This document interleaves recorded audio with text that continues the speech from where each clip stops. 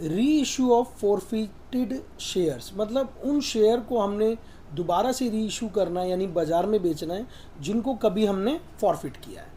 If forfeited share is a merely a share available to the company for sale and remain vested company for the purpose only. Reissue of forfeited share is not allotment of shares. क्या है? Reissue of forfeited share is not allotment of share but only a sale. क्या है ये? Cell है कि भाई आपने क्या किया, फॉरफिट किया और दूसरे को उठाकर बेच दिया. और वो क्यों किया? क्योंकि उस पुराने शेयर होल्डर ने आपके पैसे समय से नहीं दिए. The directors of a company have an authority to reissue the shares once forfeited by them due to non payment of calls. देखिए यहाँ आ गया, क्यों किए थे भाई forfeit? Due to non payment of calls they can reissue the forfeited share at par. देखें उसको क्या, किस पे बेच सकते हैं? पार पे, यानी 10 का शेयर 10 में, at premium at discount. Premium पर भी बेचे जा सकते हैं और डिस्काउंट पे भी. However if the forfeited shares are reissued at discount the amount of the discount doesn't exceed the amount paid on such share by the original shareholder. ये इंपॉर्टेंट है.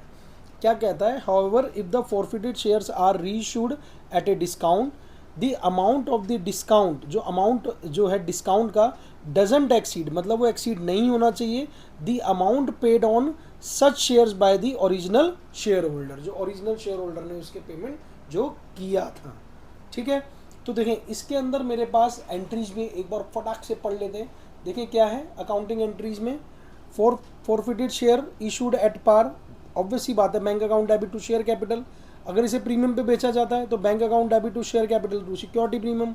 और फॉरफिटेड शेयर को अगर discount पे बेचा जाता है तो bank account debit to share forfeiture account to share capital account. यानी देखें यहाँ लिखा ना डिस्काउंट अलाउड, तो उस अकाउंट को कंपनसेट करने के लिए हम क्या कर देते हैं, डिस्काउंट की जगह यहीं शेयर फॉरफीचर अकाउंट कर देते हैं. करेक्ट, ध्यान रखना, इंपॉर्टेंट एंट्रीज है ये, बहुत इंपॉर्टेंट एंट्री है.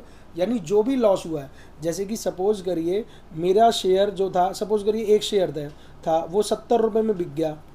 ठीक है, 100 रुपये का शेयर था एक शेयर, तो 70 में बिक गया तो 30 का क्या हो गया, लॉस हो गया. नहीं, डिस्काउंट दिया मैंने तो 100 रुपये यहाँ पर आ गए शेयर कैपिटल में, ऐसे हो गया. सपोज करिए 100 का शेयर था, मैंने 120 में बेच दिया और कितने आ गए, 100 यहाँ आ गए, तो 20 रुपये सिक्योरिटी प्रीमियम.